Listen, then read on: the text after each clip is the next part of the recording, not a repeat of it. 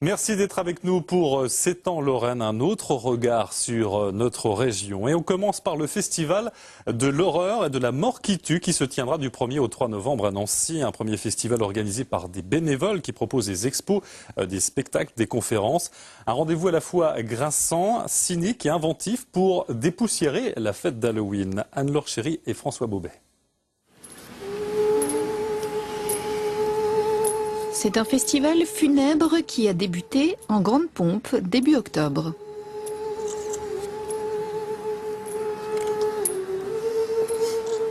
Donc je me présente, je m'appelle Philippe Lajoie et je suis thanatopracteur.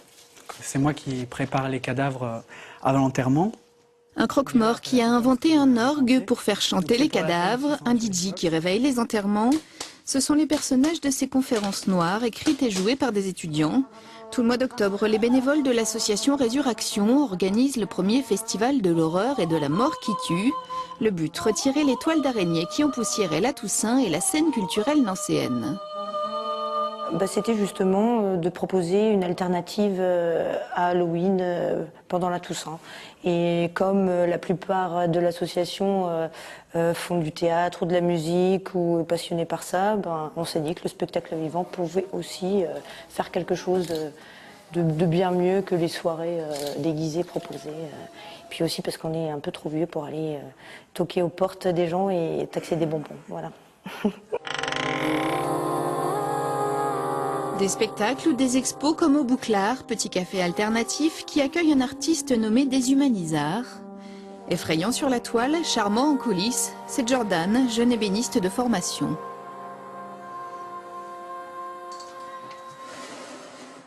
Moi, quand j'étais gosse, ce qui me faisait peur souvent, c'était les vieilles poupées dans les greniers, avec des yeux en moins, toutes sales, avec démembrées et tout, quoi. Moi, je trouve ça beau, c'est des choses que j'aime.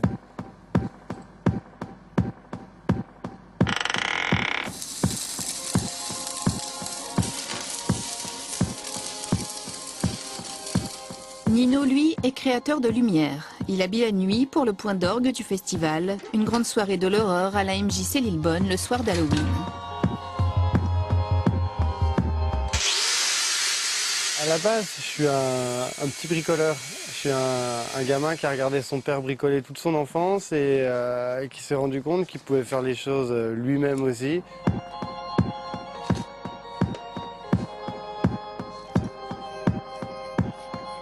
Les choses qui font peur, on va justement les utiliser, les réinterpréter pour qu'elles fassent moins peur. Dans un cimetière, une pierre tombale qui peut être quelque chose qui peut faire très peur, très noir, très sombre, flippant. Et on va l'illuminer de l'intérieur. Elle sera tout de suite plus joyeuse. Et top, c'est bon. Merci beaucoup. De plus, nous avons disposé à l'entrée de la salle une petite urne dans laquelle il y a ses cendres, c'est l'urne dans laquelle elle a été incinérée. Ensuite, à côté, une petite boîte dans laquelle vous pouvez disposer une certaine somme d'argent. Ne soyez pas radin, elle est morte tout de même. Je pars vraiment du principe qu'on peut rire de tout. Et que si on ne peut pas en rire en spectacle, quand est-ce qu'on en rit? Je trouve qu'à la télévision, on voit des choses assez graves à longueur de temps dans les journaux. Et si on ne prend pas ces sujets-là dans l'univers du spectacle pour en rire un peu et pour exorciser un peu tout ça, tout ce qu'on prend dans la gueule tous les jours, je vois pas d'autre lieu pour le faire. Et si vous avez le cœur bien accroché, vous pouvez participer au concours de sosie de chanteurs décédés ou de lettres de menaces de mort.